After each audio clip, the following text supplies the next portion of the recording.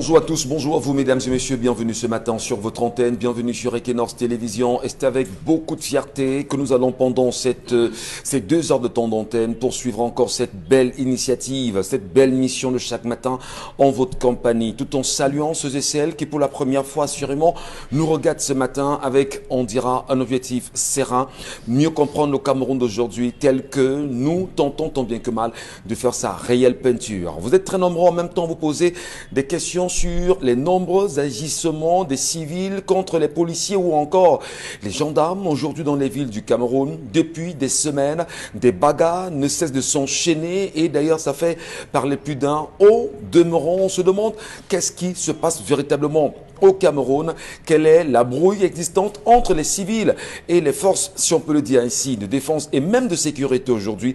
La question mérite forcément d'être posée et certainement une autre rééducation sociale mérite d'être imposée. Où sont véritablement les anthropologues, les philosophes et même les sociologues pour donner des solutions évidentes à cette question qui devient, on va dire, un cancer aujourd'hui. Et au-delà de cette question, une note qui semble peut-être ne pas être indéniable. Qu'est-ce que l'on peut comprendre des nombreuses vidéos de surveillance justement installées dans les carrefours au Cameroun?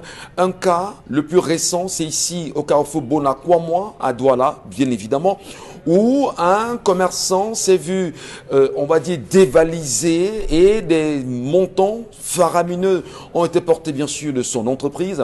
Ce dernier, se rendant au niveau de la police, on verra en même temps que les images d'une vidéo circulent effectivement et que ces derniers en même temps ne parviendront pas à lui donner exactement les informations afférentes sur ceux-là qui ont été des hommes sans foi ni loi. Alors, comment comprendre aujourd'hui que la police aujourd'hui demande à ce dernier de lui donner de l'argent pour mener une enquête? Au final, où en sommes-nous? Est-ce que le délégué général à la Sûreté nationale, M. Mbagangele, est au courant de ces pratiques en ce qui concerne les vidéos surveillance installées dans les carrefours aujourd'hui? Comment comprendre qu'il y ait derrière toute une affaire d'argent? Qu'est-ce qui se passe véritablement? Madame, Monsieur, on en parlera, on ne lâchera pas et on tentera de mieux comprendre ce sujet avec vous ce matin. Comment le dire en même temps? Elle s'appelait Mirabel et son décès fait parler plus d'un Camerounais. Comment est-elle décédée? Qui seront ceux qui seraient en même temps auteurs de ces décès? On dira un décès qui a provoqué même la sortie du professeur Maurice Kamto, président du mouvement pour la Renaissance du Cameroun, et qui en a profité pour faire une sortie, interpellant la police camerounaise, interpellant les enquêtes, interpellant la justice, à prendre à bras le corps cette histoire et de ne pas lâcher. Peut-on compter aujourd'hui sur la justice? Peut-on compter justement sur les fins limiers de cette police ou encore de ces enquêteurs? La question, bien sûr, fera, Madame, Monsieur, l'objet d'un échange sur notre antenne ce matin. Nous saluons véritablement Charles Battu ce matin qui nous retrouve fièrement, Bonbon Bengan Kanji, Dominique Audrey Yengelek et Isabelle Carozepet, ensemble unis pour la plus belle des missions qui se dit et qui se fait entre 10h et 12h. Madame, Monsieur, bonjour à tous, bienvenue. Charles, bonjour à vous, bienvenue ce matin. Bonjour Monsieur Michel Ngachou, bonjour à tous les téléspectateurs. Je voudrais d'entrée de jeu quand même revenir sur un sujet qui depuis hier on en parle d'ailleurs, c'est cette affaire concernant la succession Levette. Rebondissement quand même, hier après évocation sur ce plateau, il se trouve que des solutions sont entreprises, dit-on. Aucune solution entreprise sinon que mener M. Michel Ngachou par, on va dire, le groupe des faussaires, parce que vous ne pouvez pas expliquer que vous êtes père de famille, vous venez à décéder, un enfant parmi les 9 décide de s'arroger tout parce qu'elle maîtrise X, parce qu'elle maîtrise la justice, elle maîtrise les juges, elle maîtrise les présidents de tribunaux, elle maîtrise les huissiers, elle maîtrise tout. Du jour au lendemain, on vient vous éjecter littéralement de la maison. Vous avez les frères, les 9, M. Michel Ngachou, qu'on a délibérément jeté hors. On a mis tous les biens sous séquestre, même les séquestres, c'est elle qui gère, c'est cette personne qui gère tout l'argent, la famille est en l'air, ils ont saisi les tribunaux. Mais le drame, c'est qu'avant toute décision, c'est même ceux qui gèrent le séquestre qui appellent pour dire, bon, comme vous êtes parti gueuler, sachez que voilà, c'est tel, voici la décision qui attend. On se demande donc concernant cette succession Levette, est-ce que véritablement la justice est une justice tenue, tenaillée, pris, comment je veux dire, menottée, monsieur C'est quand même incroyable. C'est étonnant, c'est étrange dans ce pays. On dit qu'il y a des décisions qui vont être rendues, mais on appelle un jour, comment est-ce que ces personnes sont au courant des décisions qui vont être rendues par le juge? On a dit on va casser et effectivement on est venu, on a tout rasé. C'est une seule personne, les 9 autres n'ont rien à dire. Alors, Monsieur pourtant, il y a quand même au Cameroun un code qui voudrait que l'on respecte les données au niveau de la succession, les héritiers, les co-héritiers. Comment une seule personne peut s'arroger les biens d'une famille? Madame, Messieurs, c'est une question en même temps évidente. Et autour de la succession levette, ça fait grand bruit. La presse, d'ailleurs, depuis hier, a choisi d'en faire un sujet majeur et d'enquêter véritablement sur qui sont les réels acteurs, qui sont ces personnes de la justice qui sont impliquées dans ce dossier et comment en est-on arrivé là aujourd'hui. Mais les 8 autres décident de ne pas lâcher prise, surtout de se faire comprendre. Bonbon Bengan, bonjour à vous et bienvenue ce matin. Bonjour Monsieur Ngachou Numba, bonjour à vous chers téléspectateurs. Je voudrais également avec vous aussi revenir sur cette affaire Mirabel qui fait grand bruit. Vous avez lu le professeur Maurice Kamto ce matin. On se dit, ça va très mal. Non, attendez, depuis longtemps que nous parlons du délitement social dans notre pays. Il a fait une sortie qui est bien. J'attends également que l'honorable Kabalibi en fasse autant. C'est parce que les membres des deux partis se sont équipés. Il faudrait aujourd'hui que les leaders de ces partis, on puisse les entendre. D'autres choses, moi je condamne l'état du Cameroun. Une fille, une personnalité, une fille en détresse, un compatriote qui est en détresse. Et d'abord les enquêtes préliminaires dans les gendarmeries, les commissariats, on monte, on descend, on tue, on procède à des tripatouillages où que les avocats n'y comprennent rien, la famille désemparée, et je ne sais pas comment, en fait, on le sait que notre État n'arrive pas à protéger ses citoyens. Il nous reste, c'est pour cette raison que j'ai dit toujours, lutte unie sur tous les fronts. Faisons le constat simple, nous sommes dans un régime totalitaire. Comment s'organiser pour sortir de là? Sinon, personne. D'abord, maintenant, on parlait de l'autopsie. Oui, je suis d'accord. Une mastodonte comme l'église catholique romaine n'a pas pu avoir l'autopsie réelle de Monseigneur Bala. Je ne décourage pas les avocats de Mirabel, ma fille Mirabel, mais je dis seulement il faut prendre parti de ces concepts-là pour exiger au moins qu'un groupe de médecins légistes, au sein duquel vous avez l'un de vôtres. Voilà. Et en attendant bien sûr de bons résultats, bonjour à vous Isabelle Carozopet, bienvenue ce matin. Bonjour à vous Michel Ngachou, bonjour à ceux qui regardent le programme ce matin. Mirabel vers la félicité nage pour défendre un frère pervers du village. Ils ont cyniquement exposé ton visage, l'associant faussement à de sordides images dont le dessein malsain d'assouvir leur rage, de voir dévoiler leur mentalité d'un autre âge. Ils ont tenté de museler par le chantage, pensant que tu tournerais facilement la page. La dignité et la pauvreté ne faisant pas bon ménage dans leurs esprits qui ont l'immoralité en partage et les comportements sauvageons en héritage. Tu ne savais pas qu'en dehors du bavardage, la justice dans nos contrées n'est qu'un mirage, que le tribalisme n'y occupe pas la marge et que les considérations politiques y surnagent, mettant les malhonnêtes à leur avantage. Va, jeune fille, victime d'un immonde trucage, tu as essayé de lutter contre le surménage, tu as succombé aux apôtres des stupides clivages, mobilisé, motivé par un état anthropophage, tu es désormais sous la protection de l'éternel sage. C'est l'hommage de Charles Mongwe Mouyene à l'endroit de Mirabel. Belle poésie, au-delà de la douleur qui pourrait traverser en même temps nombreux Camerounais aujourd'hui concernant le décès de cette jeune Camerounaise et surtout, on va dire l'accusation faite sur la presse camerounaise qui, dit-on, n'a pas choisi justement de défendre cette petite au moment où elle était dans de sales draps. Qui sont réellement les commanditaires? Qui sont ceux qui sont soupçonnés aujourd'hui d'avoir intenté, on va dire, d'avoir commis justement l'irréparable? Dominique Audrey, bonjour, bienvenue ce matin. Michel Ngachou, ce n'est pas une accusation. On n'a vu aucun autre média, à part les deux que l'on connaît, se donner par rapport, porter la cause de cette fille. Maintenant qu'elle est morte, on voit un balai macabre de gens qui sortent de nulle part pour, je ne sais pas, certainement vendre leurs journaux, vendre leur presse, en train de traîner encore cette fille dans la boue. Je crois qu'on devrait avoir un minimum de honte. De honte. Je voudrais bien... votre suite sans vous couper de Nicodrin quand même, le dire qu'il y a la une d'un journal qu'on ne voudrait vraiment pas citer ce matin. Je vous en prie, et d'ailleurs, le directeur de publication qui serait impliqué dans une affaire de consommateurs camerounais, qui a fait une sortie, mais alors incroyable. Finalement, il n'y a plus de place pour la douleur dans ce pays. Ne citez pas ça. Vraiment, si je dis ce que je pense de ça, certainement je vais finir très loin. Peut-être vous pouvez dire, mais donc vous saurez vraiment, comment. l'autre là, faut pas citer ça.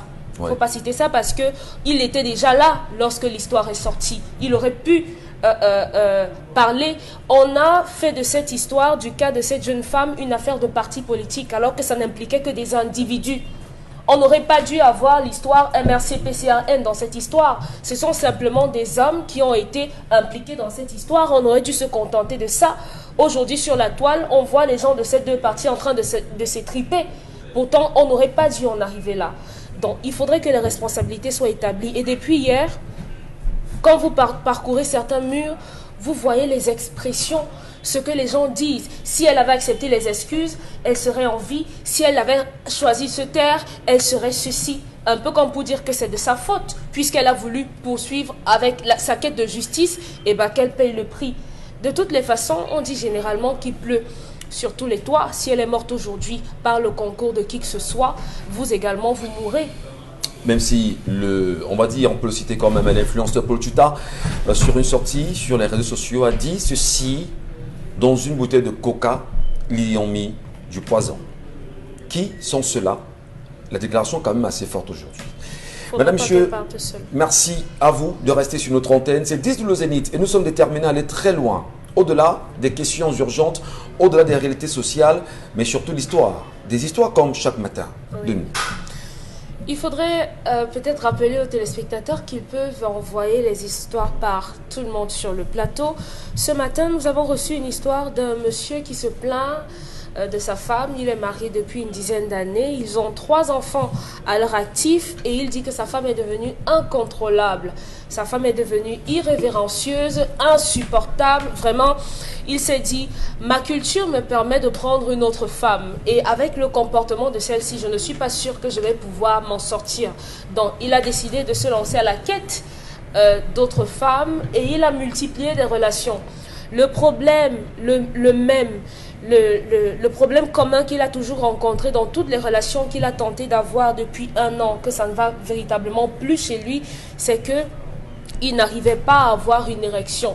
À chaque fois qu'il a tenté d'aller loin avec ses femmes en dehors de son foyer, ça n'allait pas. Mais lorsqu'il revenait à la maison avec sa femme, tout allait plutôt bien. Il a tenté l'expérience à plusieurs reprises et pendant 3 mois, ça n'allait toujours pas.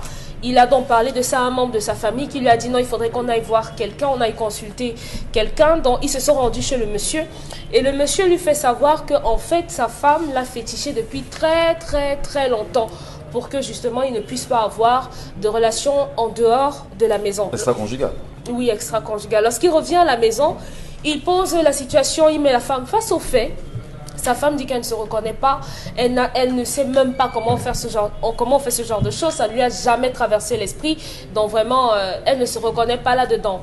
Il a pris ce qu'elle lui a dit pour argent comptant, il a retenté l'expérience dehors, ça n'a toujours pas marché, il est revenu à l'intérieur, ça ne marche pas, le monsieur a fini par être convaincu que sa femme l'a possédé, charmé, envoûté, appelez ça comme vous voulez, et il ne sait donc pas comment faire avec ça, parce qu'il commence même à avoir peur, dit-il, pour sa vie.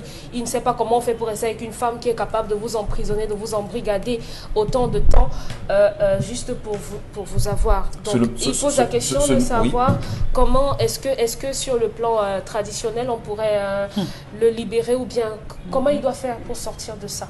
Je l'ai également dans la préparation de l'émission.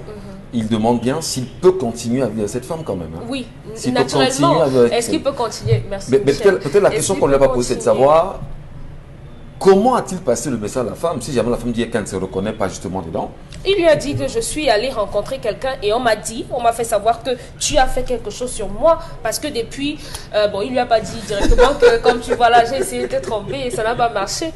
Donc, il a dit à ça, elle lui a dit que non, vraiment, je ne me reconnais pas et tout, puisque toi et moi, on voyage normalement, il n'y a pas de problème, donc je ne sais pas trop de quoi tu parles. Incroyable, justement. Peut-être vrai aussi Comment comprenez-vous l'histoire de ce matin? Quel est votre commentaire? Quel est votre point de vue, madame, monsieur? Est-ce qu'il y a une solution à ça aujourd'hui? Est-ce que les traditionnalistes sur le plateau pourront l'aider? Ou encore, comment les femmes voient-elles le fait que une femme, pour mieux tenir son mari, choisirait d'aller, on va dire, l'embrigader traditionnellement? Et ce dernier, c'est quand même après 10 ans qu'il se rend compte. Si c'est avéré dans ce cas. Oui, c'est quand même après 10 ans qu'il se rend compte que ça ne va pas très bien pour lui. On va essayer ensemble de mieux comprendre ce qui se passe. Oui. Les interprétations, les analyses quand même. Isabelle Carrozopet, je commence avec vous ce matin. Comme d'ailleurs, les propos de femmes nous intéressent. Les avis de femmes nous interpellent. Mais c'est un homme qui Les pleure. avis, les analyses en même temps. Qu'est-ce C'est que un vous homme qui dites? pleure. Est-ce que la femme pleure? L'homme pleure. Dominique Audrey, est-ce C'est que la femme pleure? Doit-il La femme ne se continuer? Mais plaint. c'est l'homme qui Elle ne pleure. sait- il n'y a aucun Et problème. vous vous adressez à une femme. Doit-il continuer, Isabelle Carole? Parce qu'il pose quand même la question de savoir s'il doit continuer à poursuivre sa vie avec cette femme-là. Il a quel problème? Quand il se rend quand même compte que il y a des choses qui ont été faites sur lui. Est-ce que c'est pas méchant? Voilà. Bon. Michel Ngachou, ça ce sont vraiment des jeux cassables. Et je crois que c'est quand même compliqué. C'est quand même tellement compliqué. Je vais commencer par le mari avant d'arriver sur l'attitude de la dame. Vraiment, lorsqu'on décide de se marier, c'est pour être un. Lorsqu'on décide de se marier, c'est parce qu'en l'autre, on a trouvé son équilibre. On a trouvé sa moitié, on a trouvé son partenaire, on a trouvé la personne avec laquelle on est en attente crochue, une personne avec laquelle on s'entend pour le mieux, on a trouvé son équilibre. Par conséquent, il y a cette complémentarité qui s'installe. Ce que vous n'avez pas, elle l'a. Donc, ce qui veut dire que vous lui devez fidélité. Et quand on parle de fidélité, c'est dans tous les sens du terme. Ça veut dire qu'il n'y a aucune raison qui pourrait motiver que monsieur aille zapper. Vraiment parce qu'il dit, ok, d'accord, j'ai déjà trop regardé et qu'il il faut que je zappe un peu pour voir ce qui se passe ailleurs. Il ne devrait pas le faire. Mais Parce qu'il il dit bien que c'est après pratiquement un an, je pense bien, qu'il se rend compte que ça ne va plus à la maison. Des prises de tête, une attitude de la femme qui est quasi inacceptable, qui lui rappelle quand même que il a un statut matrimonial qui lui autorise, qui lui autoriserait justement de prendre une deuxième femme. Il tente quand même l'aventure et se rend compte que là dehors ça ne marche pas. Mais à la maison ça va mieux. Hein, Isabelle Carole? c'est pour ça que je dis, je commence par l'homme. Oui. Par lui dire qu'il n'a pas le droit de zapper. Quand on aime, on est focus. D'accord. Maintenant, pour le cas de la femme, c'est votre mari, c'est votre conjoint. Mais je dis, vous n'avez pas le droit de féticher votre mari. Et ce que je dis, c'est valable pour les deux. Ça veut dire qu'un homme également n'a pas le droit de féticher sa femme. Comme la femme n'a pas le droit de féticher son mari. C'est impossible, c'est impensable. Moi, ce sont des choses que je ne tolère pas. Et que vraiment, pour peu que ce soit découvert, la suite sera sans appel. Parce qu'il y a des choses que vous ne pouvez pas vous permettre de faire. Avant, vous, cette dame a forcément connu des personnes dans sa vie. Si ces personnes l'avaient fait, est-ce que vous seriez avec elle? Non. Vous êtes venu aujourd'hui, vous êtes avec elle, vous vous contentez de ça. Donc, madame, ce n'est pas parce que c'est votre mari vous emmenant à la mairie que vous allez croire que même son corps et tout vous appartiennent. Vous devez faire la part des choses. Vous devez pouvoir dialoguer, communiquer avec lui, comprendre ce qui ne va pas, l'interroger, regarder tout ce qu'il y a comme force et comme faiblesse, essayer de vous remettre en question, parce que les femmes également doivent retenir que l'infidélité de l'homme part de quelque part. Et malheureusement, au départ, avec les femmes, une fois que tu es en train de lui faire la cour, alors lorsqu'elle veut s'installer, elle est prête à laver le sol, laver jusqu'à la toiture, mais une fois qu'elle est à l'intérieur, même pour dresser le propre lit conjugal, ça pose problème. C'est pas propre seulement à la femme, hein, même l'homme aussi. Voilà. Oui, mais je parle là du cas de la femme. D'accord. Et je suis mieux placée pour parler des femmes parce que je suis une femme. Voilà. Maintenant, c'est pas parce qu'il y a justement ces manquements que l'homme devrait se livrer à ce genre de jeu, mais je crois qu'en essayant de communiquer avec lui, de voir à quel niveau on a péché, il y a des choses via lesquelles on pourra remédier. Il faut qu'on retienne que les méthodes naturelles sont les meilleures méthodes pour pallier à des différents problèmes qu'on a dans le couple. Très bien. Donc, que ce soit l'homme ou la femme, personne n'a le droit de pouvoir féticher le conjoint. Ça ne passe pas du tout. C'est pas sérieux. Personne n'a le droit de féticher le conjoint Charlamel Mathieu. Cet homme, justement, dans sa posture, il pose une question évidente. Doit-il poursuivre sa relation? Que faire pour lui? S'il se rend compte que sa femme, comme l'a fétiché 10 ans avant ou 10 ans pendant qu'ils sont en couple, se rassurant que son mari n'ira jamais dehors, Charles Hamel, comment on résout ce type de situation? Votre commentaire? Je suis quand même surpris lorsque j'ai écouté l'histoire qu'il est parti, on lui a dit que on t'a fétiché. Qu'il ne demande pas que de féticher moi. Qu'il rentre encore causer, il devait dire de féticher moi. D'abord, on résout d'abord le problème avant d'aborder toute question. Moi, j'estime que... Est-ce que c'est possible? Non, ça marche à tous les coups. Non, ça marche. On n'a pas de réponse à lui donner. Vous savez, M. Michel Ngachou, il y a des moments où il faut vous méfier de dire certaines choses. Quand vous draguez la femme, pendant que vous êtes en plein rapport sexuel, évitez de dire des choses ou de faire des engagements. Ne faites jamais des engagements au moment où vous draguez la femme, parce que cela va vous suivre, Monsieur Michel. Quel type d'engagement, par exemple, Charles Ça Hamel? vous suit toujours. Je parle des engagements, parce que lorsqu'il faut frapper, on ne tue pas dans la sorcellerie pour tuer. Avant de tuer, on accuse. On te demande que le mal que tu veux faire à celui-là, il t'a fait quoi? Tu dis, il m'a fait ça, il m'a fait ça, il m'a fait ça, il m'a fait ça, il m'a fait ça. Il m'avait promis ça, il m'avait promis ci, il m'avait promis. Il n'a pas fait. C'est pour ça que dans la colère, j'agis. On interroge. Lorsque ça tombe et qu'effectivement vous l'avez fait, ça vous prend. Évitez de faire des promesses. Évitez de faire, même à votre propre femme, évitez de faire des promesses. Face à certaines choses, souriez. Ne parlez pas, regardez. J'ai compris. Arrêtez-vous là, M. Michel Ngachou. Vous avez donc nourri cette relation. Donc il faut faire très attention. Je dis bien très attention. Aux promesses. À quel moment s'est-il retrouvé dans ce film? À quel moment a-t-il fait une promesse? La femme le tient avec quoi? C'est la question qu'il faut savoir. Il faut aller fouiller. Maintenant, nous avons le manque d'assurance qui pousse parfois certaines femmes, quand elles n'ont pas d'assurance, ça veut dire qu'elle sait qu'elle est nulle partout, elle sait que côté cuisine, elle est nulle, elle sait que côté sexe, elle est nulle, elle sait que tenir la maison, elle est nulle. Le manque d'assurance fait en sorte qu'elle multiplie des actions en allant discuter avec des cousines ou qui, le fait d'avoir grandi dans une famille où maman utilisait les médicaments, elle se retrouve à le faire. Donc, ça la pousse, ceux qui ont grandi dans cet univers, à jouer à l'envoûtement, à chercher le charme pour pouvoir maintenir. D'autres femmes... Est-ce que dans ce cas, on peut parler de charme, Charles Hamel? D'autres femmes, M. Michel Ngachou, vont et prennent des produits que je ne vais pas donner ici, qu'elles mélangent, elles mettent dans leur sexe. Vous venez d'entrer des rapports sexuels, il n'y a que là. Non, il faut le dire. Il faut le dire. C'est des pratiques courantes. C'est des pratiques courantes. Non, justement. C'est des pratiques courantes. Pour ne pas blesser. Elle le met à l'intérieur, M. Michel. Vous montez, vous descendez, il n'y a que là. Vous ne réagirez que là. Il n'y a pas d'autre endroit où vous allez réagir. D'autres plus poussés vont jusqu'à rattacher leur mari à la sexe, elle récupère les premières sécrétions, qu'elle met sur un crapaud, elle bande les yeux du crapaud, elle met le crapaud dans une bouteille, elle ferme, il y a tout un ensemble de rituels que les femmes utilisent, et elle met sous le lit.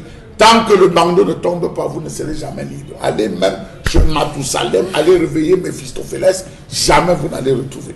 Et il y a d'autres que c'est des mauvaises séparations.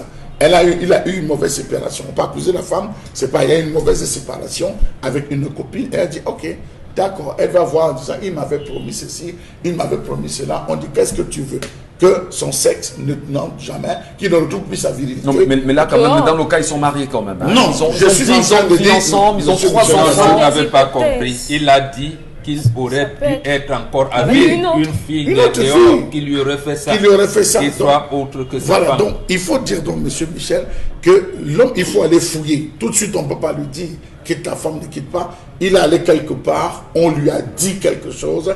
Il n'a pas demandé que est-ce qu'on peut me détacher, est-ce qu'on peut me laisser. Je pense que c'est à lui. Il est en train de jouer avec nous. Et ce type de jeu, je n'aime pas tout. Alors, Mbongo Bengan Kenji, je pose la question justement. Est-ce que lorsqu'on est fétiché, comme c'est le cas, si on s'en tient à l'histoire de cet homme, on peut être, je ne sais pas, si on vient à l'histoire de Charles Hamel, donc tant que le bandeau ne tombera pas, vous resterez maintenu dans cette prison. C'est ça? Non, ça dépend du protocole qu'on a utilisé pour féticher. Ah d'accord. On peut vous féticher pour caler. Pour vous maintenir Oui, à la vous- maison. Vous maintenez là, et oui. On peut vous féticher que, bon, le monsieur ne se lave pas, ou que la femme elle ne sentira jamais rien. Quand un homme veut pénétrer, c'est comme c'est une lame qu'il y avait à l'intérieur. Il y a beaucoup de techniques. Ah bon? Il y a beaucoup de protocoles, si vous voulez. Donc, on peut prescrire des protocoles en fonction Du patient. voilà, du patient et de ce qu'il y a. Donc, Ah, c'est possible ça que lorsque vous voulez justement avoir Mais on vous dit que c'est possible, Michel une Gadjou. lame de rasoir quand même, D'accord. lame de rasoir, ça fait pas peur ça? lorsqu'on vous parle de la photosynthèse, comment le soleil peut influer sur la végétation, vous savez que c'est vrai? Oui. Voilà, d'accord. Lorsqu'on vous dit donc qu'on peut végéter, vous dites que c'est pas vrai. Non, je pas dit que c'est pas vrai. C'est que ça fait flipper quand même. Ça fait flipper quand même. Non, Parce que vous pourrez vous retrouver dans un cas où c'est pas vous qui êtes justement à l'origine justement de l'affaire, mais vous faites fléchir pour rien. Hein, c'est ce que je veux dire. Certains hommes ont le droit de féticher leur femme. Ils ont le droit. Parce C'est que discutable. par le regard, le comportement, la femme, c'est lui qui définit son Non, règlement intérieur. non, légal. C'est lui. Non. Il peut être amené à féticher sa femme. Bon. Il Là, peut être c'est- amené à féticher sa femme dans mon Bengal. C'est femme, c'est permis. C'est sérieux ça? C'est permis, oui, c'est pas sérieux. Pourquoi? C'est pas normal. Dis rien, Gadjou. Normal ou pas normal, C'est bien lui. c'est l'homme qui définit le règlement intérieur de son foyer. Il a ses 3 femmes. Il pense que il va organiser, tenir sa concession de telle manière, de telle autre. Les esprits extérieurs qui peuvent venir par les femmes ne doivent pas venir. Il peut féticher ses femmes. Voilà, ça c'est permis. Là, c'est donc tout sauf le mariage. Alors, Je n'en sais C'est rien. la Mais prison. Ce n'est pas le mariage là, Ah, à ce voilà. moment. il peut le faire en fonction de tout. Je ne dis pas aux hommes d'aller le faire. Mais j'ai dit, c'est celle-ci. Mais Non, vous dites qu'il y a des femmes qui méritent ou alors qu'on devrait en principe féticher au nom de ce que non, c'est le mari, c'est lui le chef de famille, ou alors on regarde un certain nombre de comportements. Et d'autres Michel- qu'on ne fétiche pas. C'est Et pas qu'on votre dit par enfant. exemple, on ne doit pas rendre public leur infidélité. Ouais. Et là, vous faites comment? Vous dites que si on dit on ne rend pas public l'infidélité de la femme, ça veut dire qu'elle est être pala. du tout. Non, voilà. Vous Pas du dites, je vous en prie, on observe, on ne peut commander la nature qu'en lui obéissant. Vous aimez une femme, pour ça, vous savez que ici, vous ne pouvez pas, même si on fait comment, on ne pourrait pas, vous utilisez les moyens pour la garder. C'est permis. Ah bon? Et oui. Est-ce C'est permis. que pendant la dot, on peut avoir ces éléments-là? Non. Ça, c'est les choses qui se discutent entre le père, la fille et le père qui donne l'enfant. Parce que lorsqu'on vous dit qu'il faut échanger les informations, vous pouvez aimer une fille dont la maman a fait 5 enfants avec 5 hommes différents. Ouais. Alors, vous faites comment? Vous commencez d'abord à voir, est-ce que cette fille va ressembler à sa mère? Qu'est-ce qu'il y a des données qui vous permettent de croire que, ah oui, elle a tout pour ressembler à sa mère. Vous êtes donc là, marié, et vous n'aurez peut-être un enfant seulement. Les autres ne seront pas de vous. Vous allez faire comment pour entretenir les liens de sang qu'il y aura? Il y a plein de choses, donc on ne dit pas de manière formelle. Pour l'histoire du jour, lorsque cela arrive, moi je pense que cet homme n'a pas été fétiché. Il n'a pas été fétiché. Il y a ce qu'on appelle l'hypothalamus. Ça veut dire quoi? Voilà. Enfin, on sait ce que c'est, mais on vous comprend. Non, c'est un organe qui régule les fonctions vitales. C'est ici au niveau du cerveau. Absolument. Donc, c'est là où ça se fait. Quelquefois, il y a des liens avec l'hypophyse, mais l'hypothalamus fait que l'homme, il a aimé, comme disait Charles Hamel, il a aimé sa femme. Donc, il n'avait pas inscrit Une autre femme. dans leur déroulement que je puisse aller avec. quelqu'un d'autre. Maintenant, par certains trucs, justement, comme je vous ai dit, il n'a pas su quelle femme il avait. Et sûrement, c'est un occidentalisé. Il s'est dit, comme il fait ça, je ne peux pas supporter, il faut que j'aille. Mais en allant à côté, il y a sa femme qui est là. Il s'est dit, non, je ne vais pas tromper ma femme. Ça ne se lève pas. Tout simplement. Ça ne se lève pas, tout simplement. Maintenant, le gars ou la femme ou l'homme qui lui a dit on t'a fétiché, il aurait pu lui dire que au regard de ça, on t'a fétiché. Et le protocole utilisé pour te féticher était ça, je peux te délivrer. C'est tout. Ou alors je ne peux pas. C'est tout. Donc, il a voulu dire en fait que il a vu, comme on vous dit là, comme ils appellent les faux marabouts qui lui ont dit ça, non, qui n'ont pas analysé le problème. Moi, je lui dis, mon fils, tu n'as pas été fétiché. Donc il n'a pas de Tout problème. dépend, c'est le niveau du cerveau, de l'hypothalamus. C'est-à-dire que vous n'avez pas encore intégré dans la régulation des fonctions vitales, vous n'avez pas encore intégré que vous n'aimez pas votre femme, que vous pouvez entretenir des relations avec une autre femme. Très bien. Maintenant, ce que Charles disait, je reviens là-dessus. Justement, dans ce micmac-là, peut-être, tu peux tomber sur une fille qui dit, mais le gars, si je le cherche, je le maintiens. Il dit alors, bon, comme je connais la tata avec qui il vit, je préfère, mais les autres, là, rien. Il va la faire, c'est un autre protocole. C'est-à-dire qu'une femme te fétiche qui n'est pas ta femme. Mais dit, il respecte ta femme, il dit, bon, la tata là, je ne veux pas le donner. Mais les autres, il n'y aura plus personne. Donc, c'est pour ça qu'on vous dit qu'il y a beaucoup de protocoles. Et Mbombo nous revient quand même ce matin avec des réalités autour du protocole, tout comme Charles Lamay. Isabelle Carole, justement, interpelle la fidélité, le respect, bien sûr, des engagements dans la relation. Dominique Audrey, vous pensez que cet homme a un problème ou pas? Il n'a pas de problème. J'invite les téléspectateurs qui ont une Bible à côté d'eux à parcourir Exode 14, verset 20. Dans ce passage biblique, on condamne l'adultère, on condamne vertement l'adultère. Lévitique 20, verset 10, également, est contre Bombo. Vous parlez aux téléspectateurs par moment. L'ami de Dieu qu'on appelle Salomon, là, il avait lu ses Bibles. Oui, ça c'était avant. Maintenant, Lévitique parle de la mort des personnes qui vont commettre l'adultère. À côté de ça, on a Proverbe 6 et on a également Matthieu 5, versets 27 à 28, pour dire que Dieu est contre l'adultère. Tous ces versets bibliques, c'est pour dire à cet homme simplement qu'il a Dieu dans sa vie. Il faut qu'il comprenne que Dieu ne voudrait pas qu'il commette le péché. C'est tout. Il n'est pas question qu'il se perde. Il a Dieu qui le protège contre un certain nombre de choses. Tout simplement. Donc, on a un homme. Pourquoi vous donnez l'impression que je suis folle? C'est qu'il y a un téléspectateur qui demande sur la scène de Limi Lobé. C'est peut-être ça. Certainement dans une autre vie. Donc, et si celui-ci est musulman, alors il va faire quoi? Bon, malheureusement, je n'ai pas encore lu les sourates ou le Coran. Mais ils sont libres, je crois que les téléspectateurs. Si on demande de la scène de Limi Lobé. Si c'est un musulman, je crois que là-bas, non plus l'adultère ne peut pas être cautionné, sauf si et seulement si il a légalement pris ses femmes. S'il a officiellement pris ses femmes, on ne pourra pas parler d'adultère. Ouais. Ici, on parle d'un homme qui choisit délibérément d'aller tromper sa femme. Tout le monde sait que ça se passe dans la tête. Si dans votre tête, vous n'êtes pas prêt, même avec votre propre femme, vous n'allez pas démarrer. Ça, tout le monde le sait. Maintenant, il faut dire aux uns et aux autres qu'il n'y a pas de couple sans problème. Ce n'est pas parce que vous avez des problèmes... Mais ce problème est quand même majeur de Ngachou. Parce que je pose une question. Si la femme venait en mourir... Mourir de quoi? Je dis n'importe quoi, c'est décède en réalité. Oui. Et le mec est appelé à se refaire. Il fait comment? Si jamais justement il y a une pratique comme celle-là. Rien ne prouve. Écoutez, lorsque vous allez vers un marabout, un voyant et un charlatan, tout ce que vous voulez là, lorsque vous lui racontez vos histoires, ils vous disent exactement ce que vous avez envie d'entendre. Il allait dire au marabout que voilà, lorsque je vais avec ma femme, je vais très bien, et lorsque je ne suis pas avec ma femme, je ne vais pas bien, ça ne marche pas, ça ne démarre pas, je suis mou du genou. Mais logiquement, on va vous dire que votre femme vous a fait quelque chose. Logiquement, parce qu'on vous dit exactement ce que vous avez envie d'entendre. Donc, il faut dire à vos frères, aux hommes que lorsqu'on est avec une femme ou bien lorsqu'on est avec un homme, on peut traverser des moments de crise dans le foyer.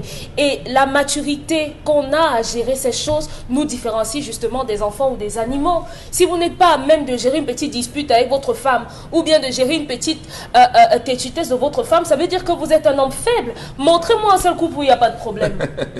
Non, je suis sérieuse. Vous êtes une sacrée dame quand même. Montrez un couple où les gens ne se crient pas dessus, où le mari n'insulte pas la femme, ou bien où la femme ne crie pas sur son mari. Non. Il y en a. Il y a des femmes qui ne crient pas sur leur mari. Gachou, laissez. On a la télé, je vous en prie, laissez. Non, laissez.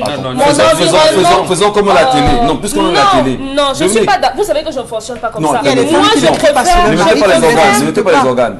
Je préfère être vrai, à la différence de vous. Justement. Moi, je préfère dire ce que moi je sais, ce que j'ai vu et ce que j'ai vécu. Mais toutes les femmes ne crient pas sur leur mari quand même. Là où j'ai grandi. parler des Et tous les disputes. hommes ne Disputes dispute ne pas veut la pas femme. dire crier. Voilà. Quand Nous-mêmes, on se il nous dispute, arrive. on parle Ça vient de doucement. nuancer. Hein? Oui, oui. Vous et moi, c'est à discuter combien de fois? Est-ce que je parle doucement? Faut pas avoir donné l'impression que vous et moi on est mariés. C'est Où est le problème? Vous êtes un homme, je suis une femme, non? Dominique Audrey, même les anges se discutent. Les disciples de Jésus se Bon, il faut disputaient et dire pourtant ça. ils vont au ciel. Il faut dire ça, Donc, il y a Gadjou. toujours les Donc, micmacs il y dans en un a, couple. il y en a toujours. Et justement, il faut simplement trouver les bonnes personnes qui vont vous aider à gérer ce genre de Donc conflit. cet homme n'a pas de problème. Il n'en a pas. C'est Dieu qui le protège. Parce qu'aujourd'hui, le dehors est tellement mauvais que Charles Hamel a mentionné les femmes qui peuvent l'emprisonner, l'embrigader. Il a même envie de faire une vie C'est un homme. Je comprends pas. Monsieur Michel Ngacho, laissez Dieu tranquille, vraiment. Laissez Dieu tranquille. Vous mettez Dieu tellement partout, dans toutes les choses, dans toutes les sources. À la fin, on ne sait même plus où est Dieu, où n'est pas Dieu. Tous les chrétiens se perdent. On a dit oublier l'Ancien Testament. Restez dans le Nouveau. Maintenant, vous nous amenez dans Exode. Et tout, vraiment. Dans le Monsieur Nouveau Testament, Michel tu Ngacho, ne commettras point d'adultère. C'est pas comment définissez-vous Moïse avait 700 femmes, comment vous C'était définissez Et les autres 300 n'étaient pas ses femmes. Salomon.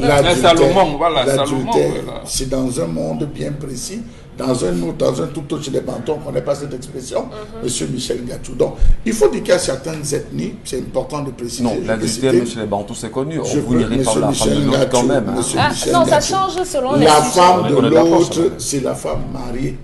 On précise en appelant ça. Oui, Ça- voilà. ça- Non, ça.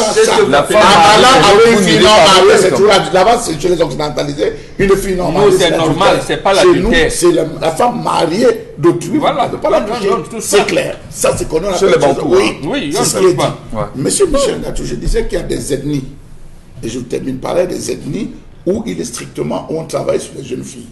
Dans les zones où il y avait trop de viols, dans des zones où, pour empêcher les gars, les dragueurs de venir attraper et tout, on travaille sur les jeunes filles. Il y a des ethnies, et jusqu'aujourd'hui, on continue, notamment sur les Kotoko.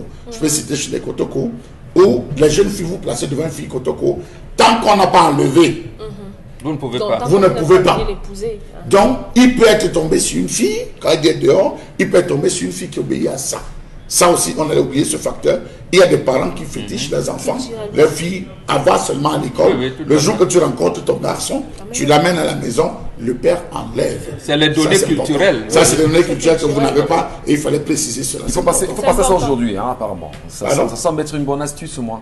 Non, je vous ai Ah, dit ça, que ça vous êtes existe. au- Je dis n'importe quoi, ça semble être une bonne astuce, moi, parce Je que vous ai dit que ça je existe. peux comprendre les pères qui aiment bien leur fille voulez et qui vont se protéger dire, vos ben, filles. je vais protéger ma fille pour dire Ah. ma fille, le moment venu, viens à la Après, maison. il a fait par la après fille avoir des bien autres. fait Je dis n'importe quoi. Ben, attention. ne m'en voulez pas, j'ai rien dit en même temps.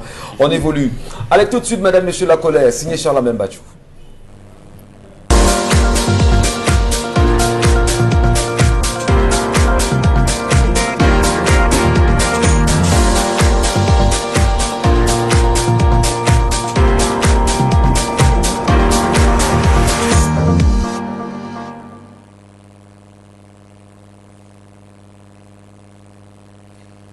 Je m'interroge ce jour sur la question des irrégularités professionnelles, administratives, financières et fiscales subies par l'État et les transporteurs à travers le bureau de gestion du fret terrestre au Cameroun.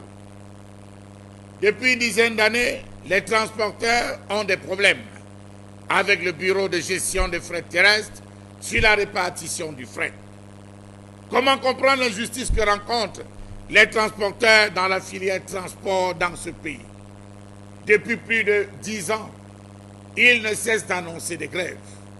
Grève illimitée, grève pour ci, grève pour ça. Chaque fois au moment, on lève le mot, il y a un mot d'ordre, on lève la grève, mais après on se retrouve avec les mêmes problèmes. Pourquoi les transporteurs de marchandises souffrent-ils dans ce pays? Comment comprendre les frais exorbitants et illégaux imposés à ces transporteurs? 25 000 francs de vignette CEMAC à payer par camion chaque année, 102 000 francs CFA à payer par camion et par voyage aux postes frontières. Comment comprendre que ces fonds alloués vont dans les poches de certains individus et non dans les caisses de l'État?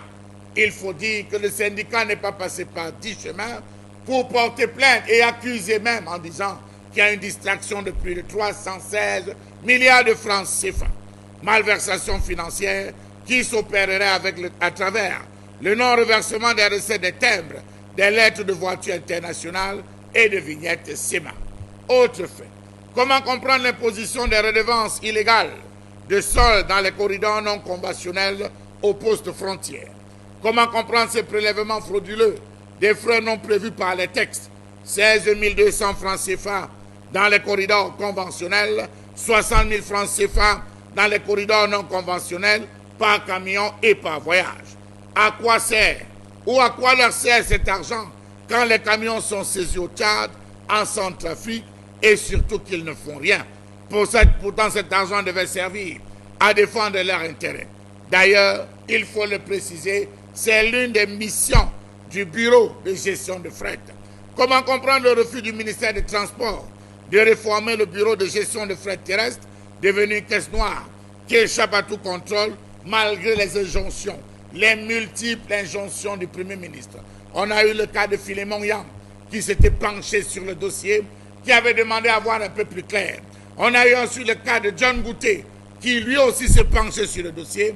À chaque fois, on a toujours refoulé le Premier ministre qui aura voulu mettre son nez pour comprendre qu'est-ce qui se passe justement dans ce secteur où à chaque minute, on entend parler des grèves.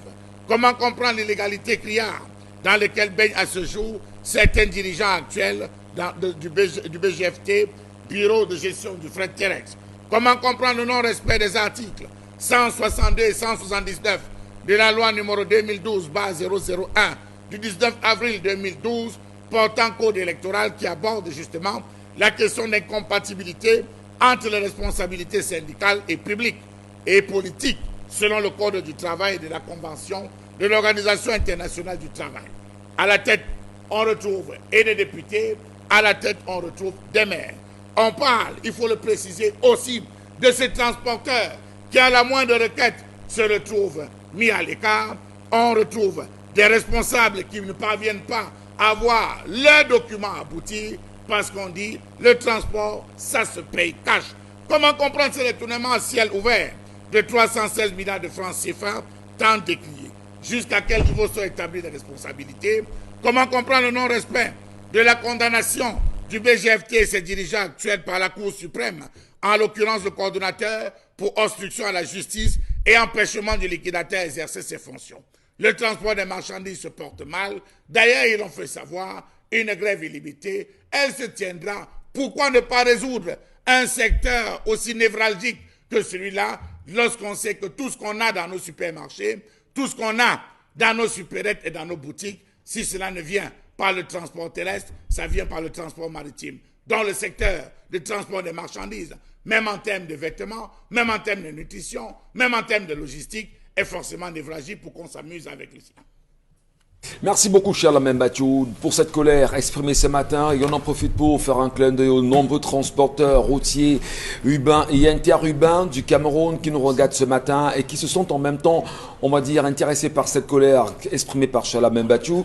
Le regard que nous portons en réalité sur les irrégularités administratives, financières et même fiscales que ces derniers subissent au quotidien. Et qu'est-ce qui peut expliquer en date que le Cameroun soit encore dans de tels tripatouillages pour ces Camerounais, eux aussi, pas seulement pour des Camerounais, parce qu'ils sont aussi très nombreux et qui sont dans la sous-région et qui partent d'un point à un autre, surtout partant du port de Douala, pour se rendre soit à Bangui, soit justement à N'Djamena. Où en sommes-nous aujourd'hui? Irrégularité, tellement d'irrégularités, Dominique Audrey-Oyengelek, que l'on se demande véritablement qu'est-ce qu'on peut en dire, qu'est-ce qu'on peut en faire. Eh bien, Dominique, tu n'es pas encore prêt, mais je reviens à vous, non, bon, Bengan. Irrégularité, ça devient justement, on va dire, un credo pour le Cameroun aujourd'hui. Le secteur du transport encore. Comment amener l'État, le ministère du Transport notamment, ou encore les ministères afférents, à respecter et encadrer véritablement ce secteur qui est névralgique, dit-on aujourd'hui, bon Bengan? Lorsque j'ai suivi l'émission Droit de réponse dimanche dernier, j'ai apprécié une fois les propos même de M. Sanganyamding, surtout de Maître Lavoisier Tchapi. Maître Lavoisier Tchapi avait cité le nom des magistrats, oui, qui selon lui travaillent bien. Donc parce que dans ce pays, apparemment n'aime pas citer les noms des gens qui travaillent bien et tout, dit ils sont à l'aise avec ce genre de magistrats. Il a osé, il a parlé des magistrats à Bafoussam. Voilà, tout à fait. Oui. Il en est de même ici, je vais citer le nom. Il y a 2 personnes qui ont voulu réguler le bureau de gestion du fret terrestre, BGFT. Oui. Il s'agit de Mefire Oumarou et de Issa Tiroma. Feu Mefire. Mefire Oumarou. Mefire Oumarou, il est décédé. Ah bon, personne n'a. Le ministre. Voilà, voilà. Il est décédé. Malheureusement. À l'époque, il était responsable, un des responsables au Conseil national des chargeurs du Cameroun, oui. Un dirigeant, et Issa Tiroma était ministre des Transports. Parce que le constat était que ce bureau était né à l'époque de Moussa Yaya, de Koloko Levis, où on peut transporter les marchandises comme ça. Et les grandes entreprises à l'époque, SDV, Saga et tout ça, ils faisaient les transports et il se trouvait que des chauffeurs n'avaient pas de statut. Dans de deux, les multiples contrôles de la route, ils ont ce qu'ils appellent la feuille de route. Multiples contrôles, on vous dit, vous prenez Douala, N'Djamena, Douala, Bangui, et voilà, on peut vous donner en main 200 000, il faut Tchoko ici, il faut, voilà. Et surtout, les marchandises placées en D15, c'est-à-dire les marchandises qui sont en transit, ils ne payent pas ici, qui vont payer dans ces pays-là, donc en transit, se retrouvaient quelquefois dans le territoire camerounais. Il fallait aménager les transporteurs pour les amener. Mais ils avaient comme ça, on n'a jamais su leur donner un statut parce que le transporteur avait son aide. Mais qu'est-ce qui peut justifier qu'on ne leur donne pas un statut? Et voilà. Pourtant, c'est un secteur qui génère des revenus, mais incroyables. C'était né comme ça. Ouais. C'est donc M. Mefire Oumarou et Issa Tiroma, là, il faut tirer un coup de chapeau. Ils ont imaginé qu'il fallait donner un statut à ce personnel, notamment les chauffeurs et leurs aides, avec une certaine structure comme le fait comme l'est pour les communes, parce qu'il y a une structure comme ça. Et je me rappelle encore de Madame Nga, je ne sais pas si elle est décédée aujourd'hui parce que ça me revient comme ça, Madame Nga, qui était l'un des responsables de ce syndicat-là, oui. Transporteur routier, pour aller dans ce sens et donner un statut d'abord à ceux qui travaillent, aux chauffeurs notamment qui travaillent. Mais à un moment, le gouvernement a dit non. On a supposé que M. Issa Tiroma pouvait prendre l'argent pour financer son parti. Parce qu'il était nommé ministre en 1992 sous le label de l'UNDP. Quelque temps après, il y a eu des bisbilles avec l'UNDP. Et M. Amadou Moustapha et lui se sont désolidarisés pour créer la NDP. Il est resté ministre. Donc, il a occupé ce portefeuille ministériel-là. Donc, on a pensé qu'il finançait son parti. Finalement, une structure comme celle-là qui manipule plus de 150 milliards sur l'année. Oui, on parle bien du bureau de gestion du fret terrestre. Oui. N'a pas, c'est-à-dire l'argent circule là-bas dans les sacs Mbandjok, vous ne savez pas. Autre chose, justement, qui on parle quand même du fret terrestre, mon Benga. Une chose, parce qu'au moins à cette époque-là, vous avez entendu parler sûrement de Place de l'UDEAC. Oui. En réalité, Place de l'UDEAC, c'était la plateforme des camions. Parce que quand vous allez à N'Djamena ou à Bangui, il y a toujours les endroits aménagés où ces camions viennent garer, viennent de décharge. Au Cameroun, il n'y en a plus. Il y avait ces gens là où on faisait le défilé, la place là-bas, on vous parlait des places de l'UDEAC. Maintenant, on l'a confié, on l'a vendu à un armateur international.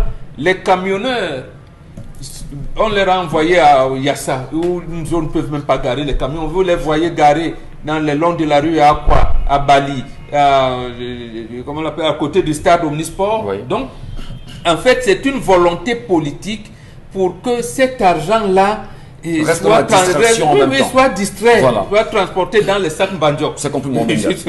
Volonté politique justement à distraire, on va dire les nombreuses recettes générées par le bureau de gestion du fret terrestre au Cameroun, mais surtout qui interpellent les transporteurs routiers urbains et interurbains et qui sont même dans la zone CEMAC aujourd'hui. Bon, Benga, vous le disiez quand même, Isabelle Carole, ça va très mal dans tous les secteurs et même dans ce secteur au Cameroun. On en parle ce matin. Comment réveiller ces derniers à revenir à un équilibre quand même et redonner une réelle santé financière à non seulement ce bureau, mais aux transporteurs qui se plaignent depuis un petit moment. Je crois que les transporteurs aujourd'hui sont asphyxiés, les transporteurs aujourd'hui agonisent à la limite, à raison pour laquelle vous ne pouvez pas expliquer le fait que sur un an, par exemple, vous ayez maintes fois des transporteurs qui sont en train d'annoncer de faire grève. Ouais. Parce que c'est tellement récurrent que l'on comprend qu'il y a un malaise profond dans ce secteur ou encore dans ce corps de métier. Merci.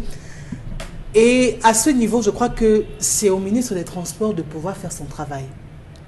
Un temps soit peu, de pouvoir pas seulement désamorcer la bombe, parce que c'est ce qui se passe très souvent. Ouais. Une fois que la grève est annoncée... Très souvent, c'est même pas le ministre des Transports qui le fait, qui désamorce, c'est le ministre du Travail et de la Sécurité sociale, qui est très souvent présent. Oui, parfois ces derniers le font en synergie. Ouais. Parfois, ces derniers travaillent en synergie pour pouvoir désamorcer cela. Mais je dis, c'est tellement récurrent. Il ne faut pas qu'on s'arrête à dire, ok, d'accord, la grève est annoncée pour lundi. Ce qu'on a à faire, c'est de pouvoir rencontrer ces plaignants et leur dire, ok, on mettra tout en œuvre pour que dans votre secteur, vous ne soyez plus en train de faire face à tellement d'illégalité. Et là, une fois, et je me demande aussi bien, il faut qu'à un moment donné, ces transporteurs puissent garder le même temps. Ne pas fléchir lorsque ces autorités arrivent et après se retrouver dans les mêmes situations. Voilà, justement, si vous permettez, justement, il y a un élément nouveau qui est arrivé. Il y a dans leur texte, il est interdit aux armateurs de procéder au transport. Ouais. Par exemple, vous êtes, une société, n'importe quoi, je cite une société qui n'existe plus, SDV, par exemple, lui interdit de venir procéder par le transport. Mais maintenant, les armateurs qui sont là procèdent au transport. Donc, vient rivaliser les transporteurs locaux. Et ils ne peuvent pas, justement, dans la suite d'Isabelle Carole, pourquoi ils ne peuvent pas tenir le même langage pour dire non? Pour dire non, on vous a dit qu'il y a une entreprise qui a pris le terminal conteneur. Il met ses camions en pas. Pourquoi le faire?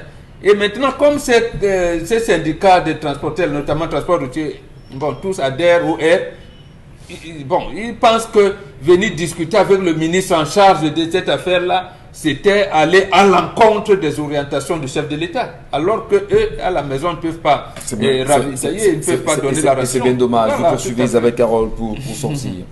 Alors, je crois qu'aujourd'hui, ce qu'il faut faire, c'est de dire aux transporteurs, vous devez tout faire pour être à jour. Parce que là, justement, pour faire des revendications, il faut déjà pouvoir, à votre niveau, ne pas être reprochable. Avoir tout ce qu'il faut. Évoluer dans la transparence, dans la légalité. Maintenant, en ce qui concerne ces choses illégales dont vous êtes très souvent victime, gardez le même ton. Ne restez pas simplement à dire « On nous a promis ceci, ok, il n'y aura plus grève lundi parce que nos préoccupations ont été prises en compte. » 1, 2, 3 semaines après, on replonge dans les mêmes situations et on se dit, on ressort un autre communiqué pour dire si tel ou tel autre ministère ne fait pas ce qu'il a à faire, nous transporteurs, on fera bloc, on fera ceci, on fera cela. On se retrouve encore au même temps. C'est ça que je dis, il faut qu'ils parviennent à un moment donné de pouvoir garder ce temps parce qu'ils dépensent aussi énormément. Et ils ont aussi un apport quand on parle du tissu économique camerounais. Ces transporteurs aussi apportent énormément. Donc je crois que c'est une relation plutôt... Quand on dit quand même que 150 milliards sur l'année est brassé dans ce bureau de gestion du fret terrestre, vous comprenez que c'est pas rien. C'est quand même au moins 150 milliards. Donc ça veut dire que c'est une relation gagnant-gagnant. Voilà. C'est une relation gagnant-gagnant. Pourquoi donc à la fois pour créer des déséquilibres à la fois pour l'État, à la fois pour ces transporteurs. Alors si on est dans une telle relation, pourquoi ne pas permettre aux uns et aux autres de tirer leur épingle du jeu? Je crois qu'on est tout simplement en train de se laisser aller par tout ce système qui est mis en place. Merci à vous, Isabelle Carole, bon Bengan, Corpé Charlamel. Tout à l'heure, Madame Michaud, on marquera une pause et on poursuivra l'émission avec vous.